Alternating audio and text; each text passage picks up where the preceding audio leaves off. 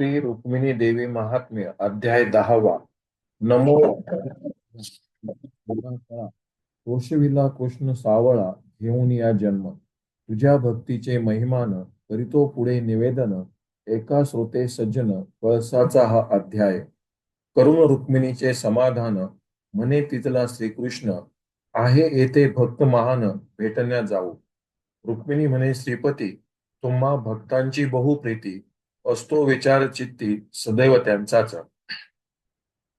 संसारात असून तुम्हा वैराग्य धारण.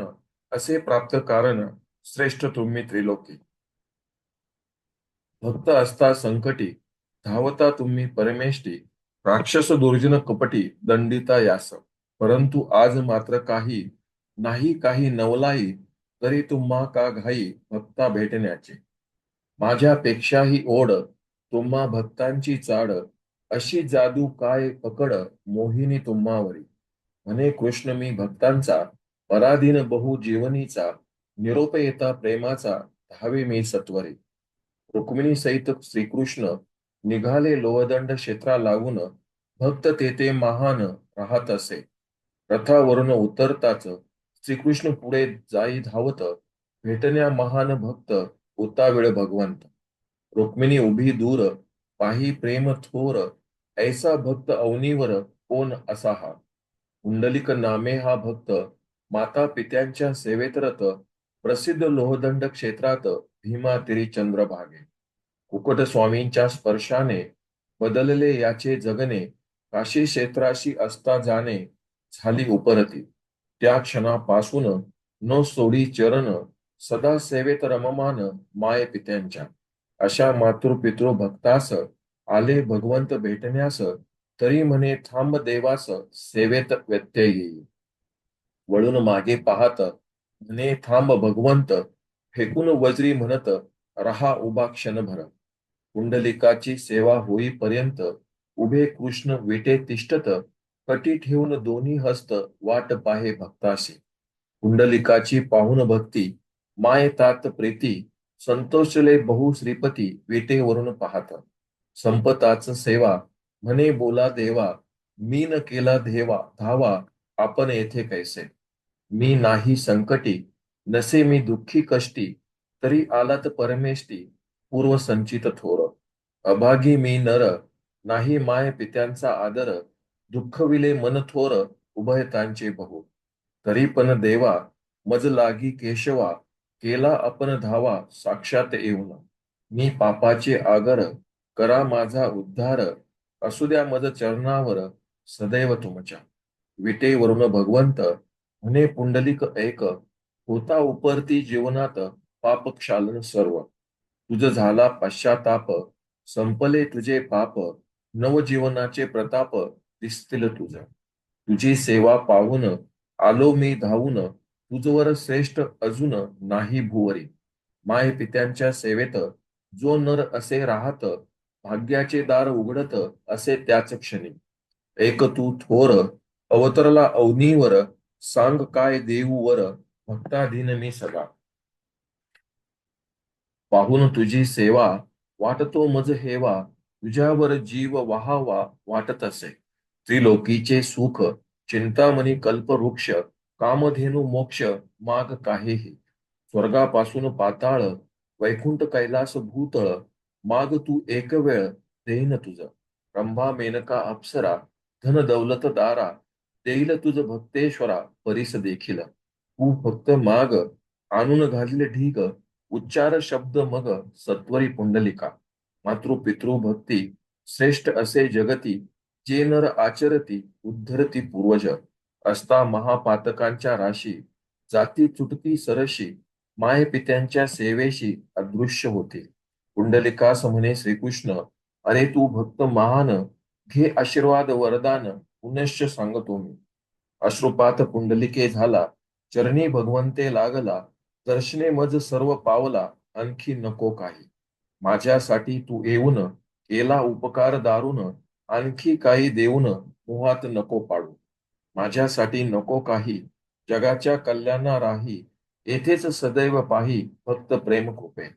तेव्हा याच वज्रीवर रहा ठेवून कटी कर. दृष्टी सदा भक्तांवर असू दे तुझी. दुःखी संकटी भक्त करी तुझसी प्रीत, सोडव त्यांना सतत श्रीकृष्ण हरी. विटेवरी अटल उभा म्हणून म्हणती तुझ विठ्ठल भगवान, पूर आला द्वारकेहून रंग बदलला असे. माझ्यासाठी विठ्ठला ऊन पावसात आला, झाला रंग सावळा म्हणून नाम पांडुरंग.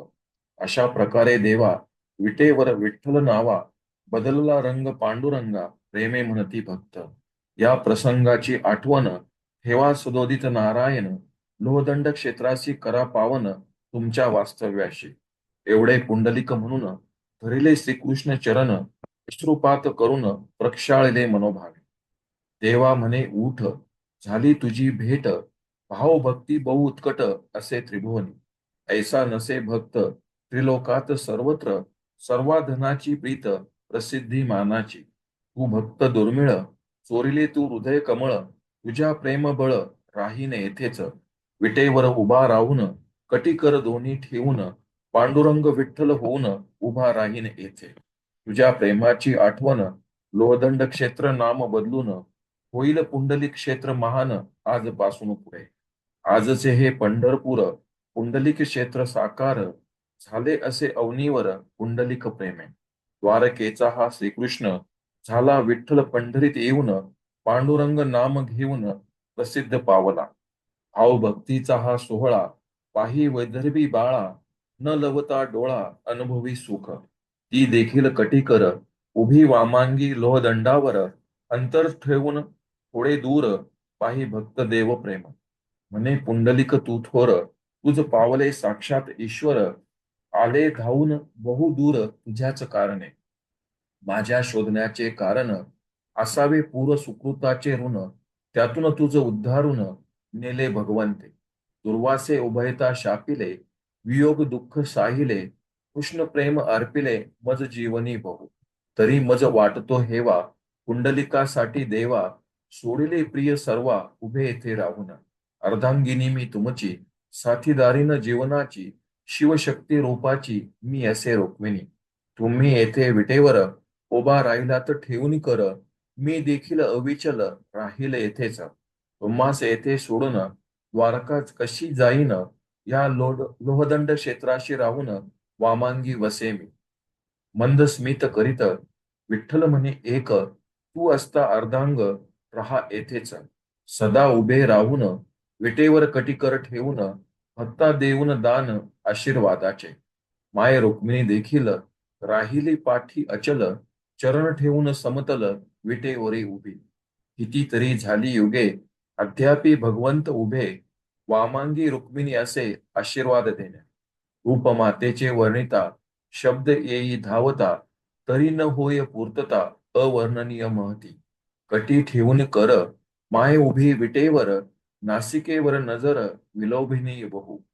सुवर्णांची ही स्वामिनी पांडुरंग कामिनी, साक्षात लक्ष्मी भवानी प्रगटली असे. समचरण विटेवर हात ठेवी कमरेवर, सांगे समतोल जीवनावर राहू द्या सदा. मकर कुंडले कानी हार दिव्य परिधारुनी, कांचन बहु लेऊनी माय उभी असे. हाती लेऊनी कंकन नाना हार परिधारन, मुकुट सुंदर शोभायमान सर्वांग सुवर्ण भूषणे. या रूपाची थोरवी कितीही वर्णावी, शब्दांची पूर्वापूर्वी न होय कधी. मातेचे रूप विलोभनीय, मनी आनंद न समाय, ऐशी ही प्रेमळ माय अवतरली भक्ता कारणे. आषाढी कार्तिकी एकादशी येती भक्त बहु रावळाशी, भेटती भगवंत पांडुरंगाशी परी कष्टीन होय. चंद्रभागेच्या तीरी उभी विटेवरी, माय भक्तांची खरी शोभे लोहदंड क्षेत्री. याच पुण्यक्षेत्रात भेटे विठ्ठल भगवंत, वामांगी माय असत आशीर्वाद देण्या. नवरात्रीच्या दिवसात माता दिसे विविध रूपात, शस्त्र असे हातात बहु अलंकार. 10 दिवसांचे 10 अध्याय वर्णिले अर्पण हृदय, पांडुरंग रुक्मिणी सहाय्य असता काय शक्य नसे. रुक्मिणी देवी महात्म्य महान, वर्णिता न पुरे जीवन, कितीही करिता कथन उरतसे काही. श्री शक्तीचा हा जागर करी सर्व चराचर, नवरात्री महिमा थोर माता रुक्मिणी पूजने. रुक्मिणी महात्म्य थोर, वर्णिले मी साचार, असता मी पामर, चूक भूल स्वीकारा. चुकले ते टाकून, योग्य ते घेऊन, उद्धारा आपले जीवन, महात्म्य एकता. या ग्रंथाची फलश्रुती नसे मी सांगती, घ्या स्वयं प्रचिती, रुक्मिणी महात्म्य वाचून. मनोभावे करिता पठन, माता रुक्मिणी देईन, निश्चित तुम्हा दर्शन, स्वानुभव सांगत असे. चरित्र मातेचे लिहून, गेले मज कुळ उद्धरून, लाभले रुक्मिणी दर्शन, विठ्ठल रूपात. सांगून चरित्र इतके, संपवितो कथन कौतुके, माय रुक्मिणी अंबिके, पांडुरंग विठ्ठला. इति श्री रुक्मिणी देवी महात्म्य दशम अध्याय समाप्त. श्री रुक्मिणी देवी महात्म्य समाप्त.